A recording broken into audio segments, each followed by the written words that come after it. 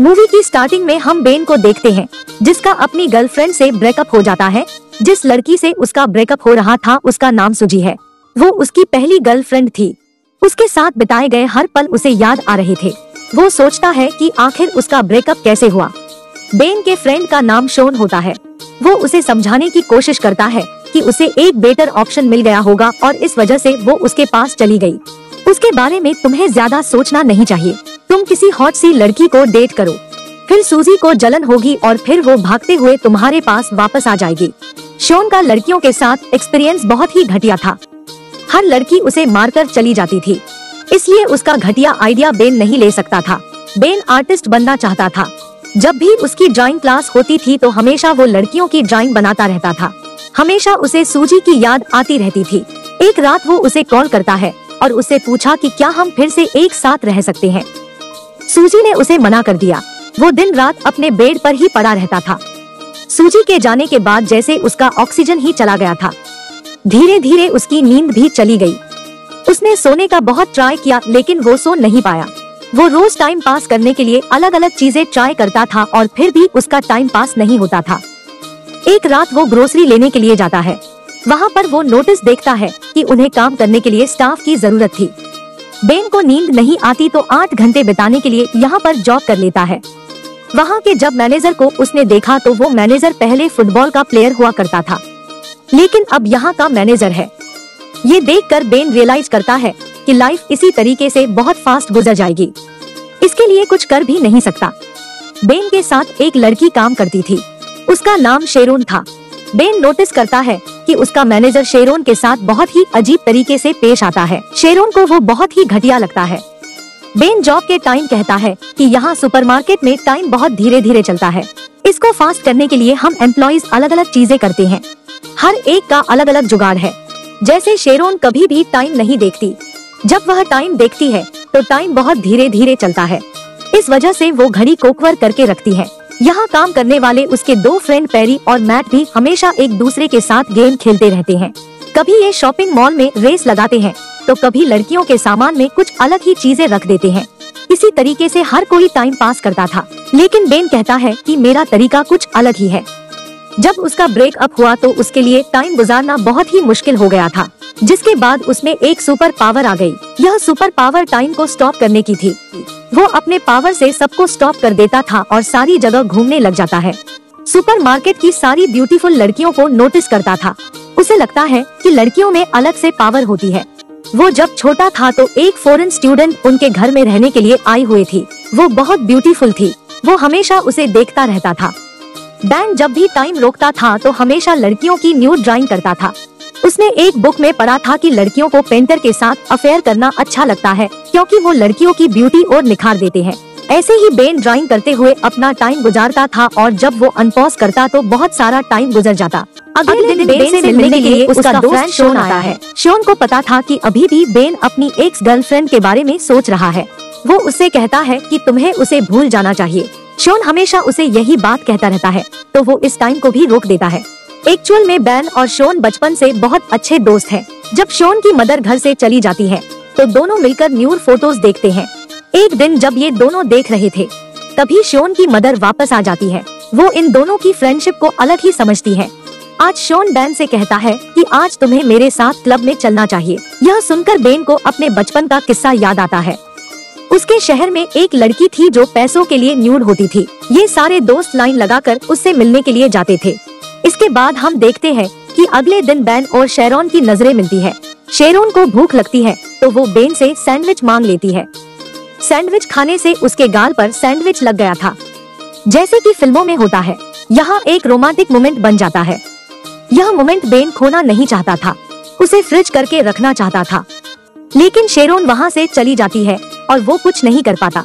उसे अच्छा लग रहा था कि वो अब सूजी को भूल रहा है और अब वो शेरोन को लाइक करने लग गया है। उसके दोस्त डिस्कस कर रहे थे। मेंट कहता है कि आज मैंने शेरोन को डेट के लिए पूछा था। मेंट इसके लिए बहुत एक्साइटेड था पर बेन को बहुत बुरा लगता है। बेन उनसे कहता है कि हमेशा मेरे साथ ऐसी चीजें होती रहती है। मैं जिसको भी लाइक करता हूँ वो उससे दूर चला जाता है। वो जब छोटा था तो वो अपनी टीचर को लाइक करता था पर टीचर के साथ कुछ भी हो नहीं सकता था।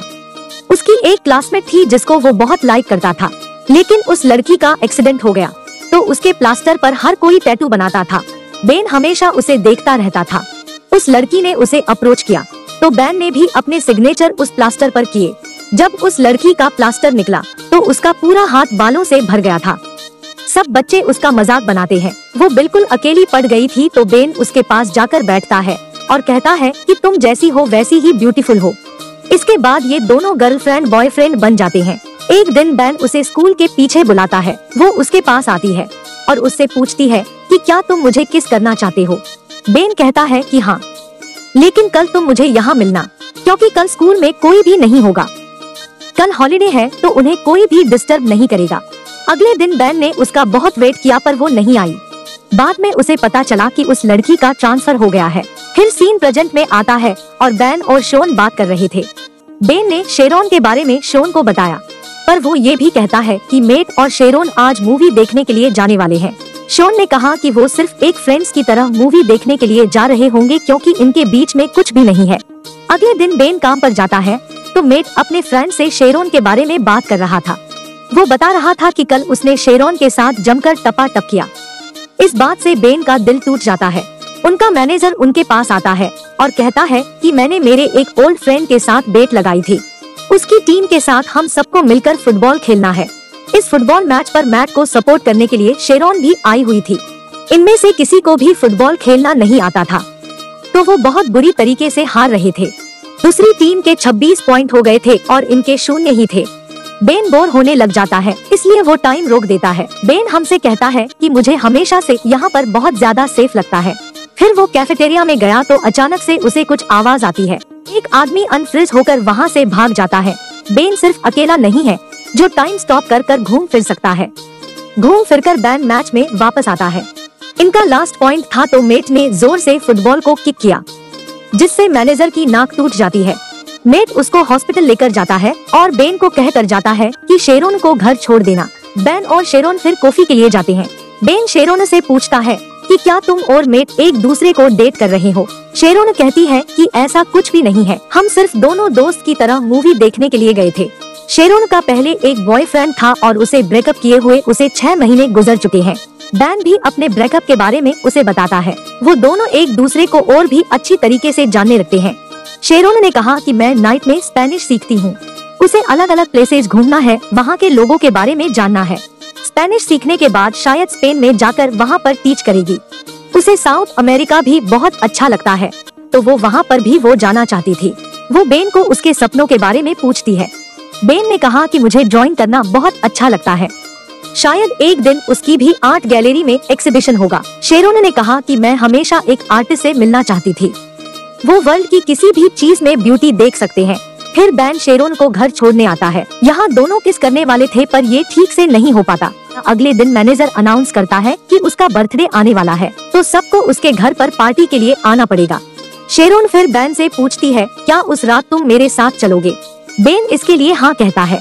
मैनेजर ने बेन को बुलाया, कहा कि बर्थडे पर एक सरप्राइज भी होना चाहिए, इसका इंतजाम तुम करोगे। बेन को पता नहीं था कि वो कैसे करेगा और वो शोन की हेल्प लेता है। शोन को इन सब चीजों के बारे में बहुत अच्छी नॉलेज होती है। वो उसे एक क्लब में लेके जाता है। वह एक लड़की से बात करता है और उस लड़की ने कहा कि मैं उस रात बहुत ही बिजी हूँ, मैं मेरी एक फ्रेंड को वहाँ पर भेज दूंगी। कल रात के बाद बेन को हर जगह पर शेरोन ही दिख रही थी। वो टाइम को स्टॉप करके हर समय उसे ही ड्रॉ करता रहता था। ऐसे कुछ दिन बीत गए और कल मैनेजर का बर्थडे था। शेरोन बेन से पूछती है कि क्या तुम अब भी मेरे साथ डेट पर चलना चाहते हो। बेन कहता है कि बिल्कुल चलना चाहता हूँ। जाते वक्त शेरोन बेन को किस करती है। इतने दिन तक बेन को नींद नहीं आई थी लेकिन आज रात वो बहुत सोया। उठने के बाद उसे एक आर्ट गैलरी से कॉल आता था। बेन की पिक्चर्स उन्हें बहुत अच्छे लगे थे और उसे मिलने के लिए बुलाते हैं। बेन इसके लिए बहुत एक्साइटेड हो जाता है लेकिन यहाँ उसके फ्रेंड मैट और बेरी उसका मजा ले रहे थे। फिर वो रात में बहुत अच्छे से रेडी होकर शेरोन के पास पहुँचता है। ये दोनों फिर पार्टी में जाते हैं। बेन यहाँ पर सूजी को देखता है। पार्टी में इन्होंने ऑर्डर की हुई लड़की भी आई हुई थी। ये वही लड़की थी जिसे शोन और बेन बचपन में देखने के लिए जाया करते थे। शोन मौके का फायदा उठाकर उसे डेट के लिए पूछ लेता है। शोन हमेशा लड़कियों को कुछ भी बोलता रहता है पर यह लड़की उसे बचपन से जानती है तो उसे कोई प्रॉब्लम नहीं थी। उसकी लव स्टोरी यहाँ से शुरू हो जाती है। पार्टी में बेन बाथरूम के लिए जाता है तो वहाँ पर सूजी भी थी। सूजी को बेन को शेरोन के साथ देखकर बुरा लगा था। वो रियलाइज करती है कि बेन उसके लिए परफेक्ट था, तो वो उसे फिर से पाना चाहती थी। बेन उसमें कोई भी इंटरेस्ट नहीं दिखाता है। फिर हम देखते हैं कि मैनेजर शेरोन को परेशान कर रहा है।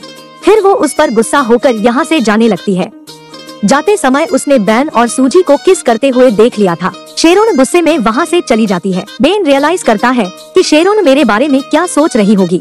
उसने टाइम को स्टॉप कर दिया और सोचा कि वो शेरोन को क्या बताएगा, लेकिन कुछ भी सोच नहीं पाता। ऐसे ही उसने 2 दिन तक टाइम को स्टॉप करके रखा था। वो शेरोन से मिलने के लिए जाता है, लेकिन शेरोन उसकी कोई भी बात नहीं सुनती है। उसे फिर से नींद आनी बंद हो जाती है, जैसे हमने पहले देखा था। फिर बेन के फ्रेंड ने उसे फेक कॉल करके एक आर्ट गैलरी में मिलने के लिए बुलाया है, तो बेन अपना आर्ट लेकर उस आर्ट गैलरी में चला जाता है। वहाँ के एजेंट से वो बात करता है तो उसे पता चलता है कि उसकी कोई भी अपॉइंटमेंट नहीं है, लेकिन फिर भी एजेंट उसकी ड्राइंग देख लेता है और उसे वो ड्राइंग बहुत पसंद आ जाती है। वो बेन को चांस देते हैं। अब उसका एक आर्ट शो होने वाला था। इसका इनविटेशन बेन शेरोन को देकर आता है। इस शो में बेन ने जो शेरोन की ड्राइंग बनाई थी बस वही लगाई हुई थी। यह सब बहुत ही ब्यूटीफुल था। बेन से एक आर्ट को एजेंट बात करने लगती है। वो कहती है कि मुझे तुम्हारी ड्राइंग बहुत ही पसंद आई। वो न्यूयॉर्क से थी, वो उसे बहुत बड़ा चांस दे सकती है। उससे बात करते हुए बेन नोटिस करता है कि शेरोन भी इस शो को देखने के लिए आई हुई थी। वो आर्ट एजेंट उससे पूछ रही थी कि फ्यूचर में तुम क्या करना चाहोगे। बेन कहता है कि मुझे साउथ अमेरिका में जाकर ट्रेवल करके ड्राइंग करनी है। यह एक्चुअल में शेरोन का सपना था, उसे साउथ अमेरिका में ट्रेवल करना है, तो बेन भी उसके साथ ट्रेवल करके ड्राइंग करना चाहता था। शेरोन अपनी इतनी सारी ड्राइंग देखकर बेन को माफ कर देती है। बेन शेरोन को आँख बंद करने के लिए कहता है। फिर बेन शेरोन को किस करता है और उसी टाइम उसने टाइम को रोक दिया। अब जब टाइम स्टॉप हो गया था तो शेरोन भी आसपास घूम सकती थी। बाहर बर्फ गिर रही थी तो शेरोन को बेन बाहर लेकर आता है। फिर वो किस करते हैं और यहीं पर यह मूवी एंड हो जाती है।